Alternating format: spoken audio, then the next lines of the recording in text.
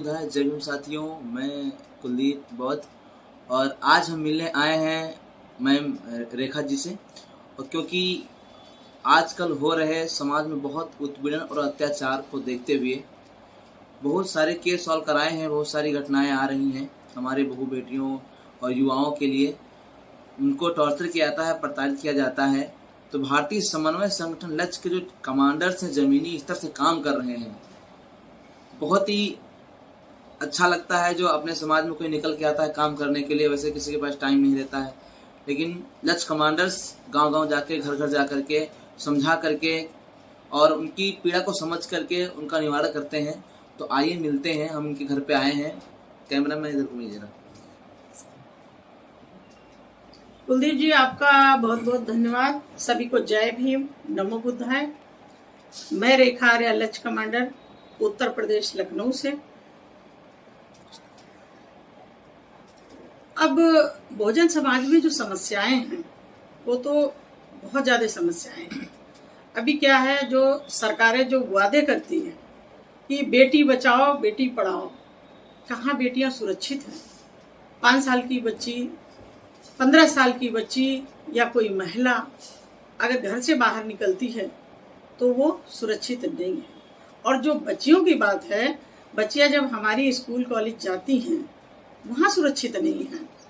और जो दबंग हैं उनका रास्ता रोकते हैं, उनके पे बहुत गंदे गंदे कमेंट पास करते हैं और उनके साथ अत्याचार, बलात्कार, छेड़छाड़ आए दिन होती है, हर आधे घंटे में, हर 15 मिनट में। तो मैं तो सरकारों से भी अपील करती हूँ कि कम से कम कानून व्यवस्था इतनी सख्त कर दें तो ताकि महिलाएं सुरक्षित रहें, हमारी बच्चियां सुरक्षित रहें, हमारे युवा सुरक्षित रहें। और रही बात इसकी कि हमारा युवा जो है बेरोजगार है, उसके लिए कोई रोजगार नहीं है, कोई फैक्ट्री नहीं है, कोई काम नहीं है। पढ़ लिख करके हमारा युवा भटक रहा है। और जो हमारा बहुजन समाज है, जो गांव में समाज रहता है, वो समाज जो है वो कमाने खाने के लिए शहर में आता है कि हम 2 समय की रोटी और कमा करके अपना 2 समय की रोटी खा सकेंगे, अपने बच्चों का पेट पाल सकेंगे और जीवन यापन कर सकेंगे। मगर यहाँ भी बहुत उत्तर प्रदेश लखनऊ की जो घटनाएं हैं, झुग्गी झोपड़ी की घटनाएं हैं, उसमें महिलाएं बच्चियां सुरक्षित नहीं है। क्यों? माँ बाप तो उनके काम करने चले जाते हैं, अगर काम नहीं करेंगे तो 2 समय की रोटी कैसे खाएंगे? अभी मैं बताती हूँ, मैं यहाँ जानकीपुरम में जो बटौली क्रॉसिंग है, यहाँ पे बहुत झुग्गी झोपड़ी पड़ी हुई है। आए दिन उनको हटा दिया जाता है, आए दिन उनको भगा दिया जाता है। उनके पास कोई सुविधा तो है नहीं, गांव में भी कोई सुविधा नहीं है और शहर में भी कोई सुविधा नहीं है। तो उनका मैं देखती हूँ, आए दिन मेरा उधर से निकलना रहता है तो आए दिन वो बता रहे ऐसी बारिश में, अगर बारिश तो पहली बात हुई नहीं, 2 दिन से बारिश हो रही है, तो 2 दिन से हम देखते हैं वो सामान बांध करके बैठे हैं, अपने छोटे छोटे बच्चों के साथ बैठे हुए हैं। ये हम उत्तर प्रदेश राजधानी लखनऊ की बात कर रहे हैं। कितनी दुख की बात है, कोई काम तो है नहीं उनके पास। वो जाते हैं जैसे तैसे करके मजदूरी करते हैं, कभी तो कोई उनको मजदूरी दे देता है, कभी मांगने पे तो उनकी पिटाई कर देते हैं। ये भाई, ये बहुत दुखद बात है और दुखद घटनाएं हैं। और जो हमारा युवा वो दिल्ली, बम्बई और ऐसी जगह पे जा करके काम करता है, उसके माता पिता तो बहुत बड़ी उम्मीद करते हैं। मगर बहुत ऐसी घटनाएं हुई हैं कि जिनको जो है छोटी छोटी बातों में, जमीन की लेके विवादों में देखा जाए कि उनको जो है चारपाई के नीचे बम लगा करके उनको उड़ा दिया गया है। ये दबंगई चल रही है राजधानी लखनऊ के अंदर। तो मैं तो चाहती हूँ कि कम से कम ये गुंडई खत्म हो जाए, ऐसे अत्याचार खत्म हो जाए, हमारी बेटियां, हमारी महिलाएं सारी सुरक्षित हो। हम तो 100% समाज की बात कर रहे हैं, कम से कम उनकी भी महिलाएं। मगर उनके साथ तो बहुत कम केस ऐसे होते हैं जो हमारा गरीब समाज है, जो दबा कुचला समाज है, जो शोषित समाज है, इन्हीं के साथ ऐसी घटनाएं होती हैं। भारतीय समन्वय संगठन लक्ष्य की महिला कमांडर इन्हीं में काम कर रही हैं। बहुत ऐसे केसों में FIR दर्ज कराई गई है, ऐसे बदमाशों को अंदर कराया गया है, उन परिवारों को राहत दी है, उन परिवारों को इंसाफ मिला है।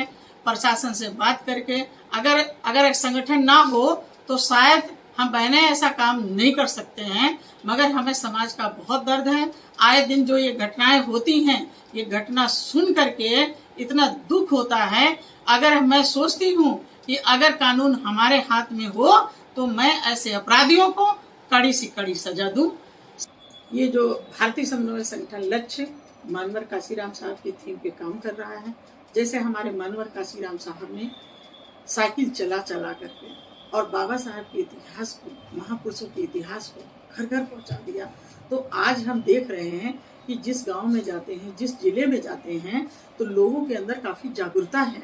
वो चाहे बुद्ध कथा के माध्यम से कर रहे हैं, चाहे मीटिंगें कर रहे हैं, चाहे बाबा साहब की प्रतिमा लगा रहे हैं, चाहे बहुजन समाज पार्टी के जय जयकार कर रहे हैं, मगर मैंने देखा है कि बहुत हमारे बहुजन समाज में जागरूकता आ रही है, लोगों में भाईचारा आ रहा है और बच्चों में, युवा जो है, इनमें बहुत बड़ी हिम्मत और ताकत आ रही है।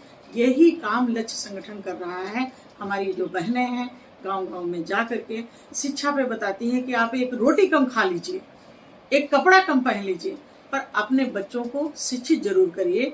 बेटा और बेटी में किसी प्रकार का अंतर मत करिए। अगर हमारे बच्चे शिक्षित हो गए ना, तो वो अपने अधिकार मांगेंगे नहीं, अधिकार छीन लेंगे। इस काम कर रहे हैं और जितना भी हमारा जीवन बचा है ये बहुजन समाज को समर्पित है। आखिरी सांस तक बहुजन समाज के लिए कार्य करेंगे। मैम, मैंने देखा है कि आज के दौर में बहुत चर्चाएं फैल रही है, भारतीय समन्वय संगठन लक्ष्य की जगह जगह पर कार्यालय खोल रहे हैं, क्या ये सही बात है? जी बिल्कुल, ये सही बात है। लक्ष्य बहुत आगे बढ़ रहा है, मैंने देखा है। लक्ष्य बहुत आगे बढ़ रहा है। हमारी महिला कमांडर्स काम कर रही हैं, हमारा युवा काम कर रहा है, पूरे परिवार जुड़े हुए हैं।